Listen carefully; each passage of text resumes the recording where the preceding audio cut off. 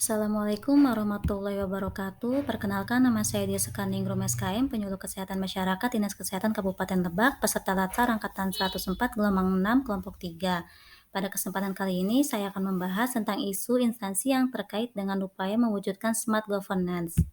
Ada 5 isu yang saya angkat di instansi tempat saya bekerja. Yang pertama, jumlah rumah tangga ber-PHBS yang masih rendah. Yang kedua, belum optimalnya anak usia pendidikan dasar di sekolah atau madrasah yang mendapat pelayanan kesehatan atau penjaringan kesehatan. Yang ketiga, belum optimalnya pemanfaatan media sosial dalam penyebarluasan informasi kesehatan. Yang keempat, belum tercapainya posyandu aktif di puskesmas. Yang terakhir, belum adanya koordinasi untuk pengarsipan dokumen administrasi secara digital. Isu yang pertama yaitu jumlah rumah tangga ber-PHBS yang masih rendah. Dari hasil rekap pelaporan indikator PHBS, terdapat sekitar 76,48% rumah tangga yang ber-PHBS dari target 80%, sehingga dampak yang terjadi jika isu tersebut tidak terselesaikan yaitu minimnya pelaksanaan PHBS dalam aktivitas sehari-hari, berdampak pada timbulnya penyakit menular dan tidak menular, mudahnya terserang dari berbagai penyakit seperti diare, disentri, tipes, TBD, dan lain-lain. Kemudian isu yang kedua yaitu belum optimalnya anak usia pendidikan dasar di sekolah atau madrasah yang mendapat pelayanan kesehatan atau penjaringan kesehatan.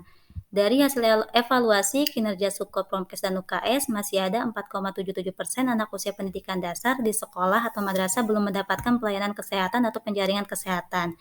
Dampaknya, anak sekolah pendidikan dasar yang tidak mendapatkan pelayanan kesehatan atau penjaringan kesehatan tidak terdeteksi secara dini masalah kesehatannya, sehingga bila terdapat masalah tidak dapat segera ditindaklanjuti. Tidak tersedianya data atau informasi untuk menilai perkembangan kesehatan anak usia sekolah.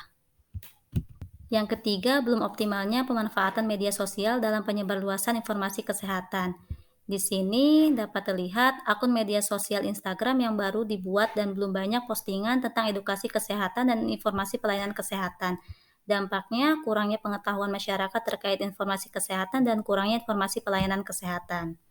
Yang keempat, isu yang keempat yaitu belum tercapainya posyandu aktif di puskesmas.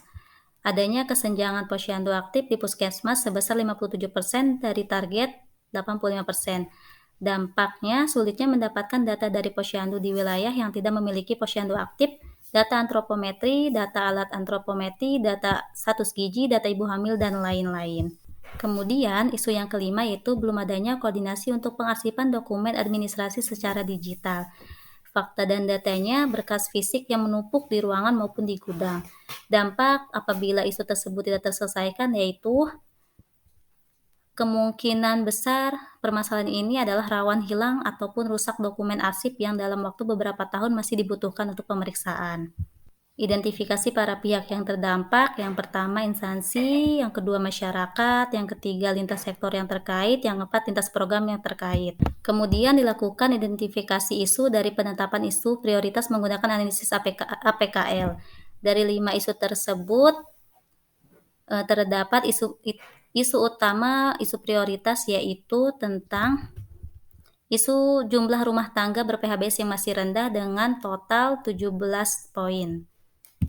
Kemudian dilakukan analisis menggunakan analisis Fishbone, di mana di dalam metode terdapat belum aktifnya VKMD, kurangnya penyuluhan tentang PHBS, kemudian di manusia terdapat kompetensi pelaksanaan Promkes tidak sesuai, kurangnya pengetahuan pelaksanaan program PHBS, kemudian belum optimalnya peran petugas pada kegiatan PHBS, kurangnya tenaga kesehatan di puskesmas, lalu kurangnya pengetahuan masyarakat tentang PHBS. Kemudian di sarana akses rumah tangga yang jauh. Di lingkungan terdapat kepedulian masyarakat tentang PHBS masih kurang dan belum ada dukungan lintas sektor tentang PHBS. Setelah dilakukan analisis Fishbone, kemudian dilakukan analisis USG untuk menentukan prioritas penyebab isu.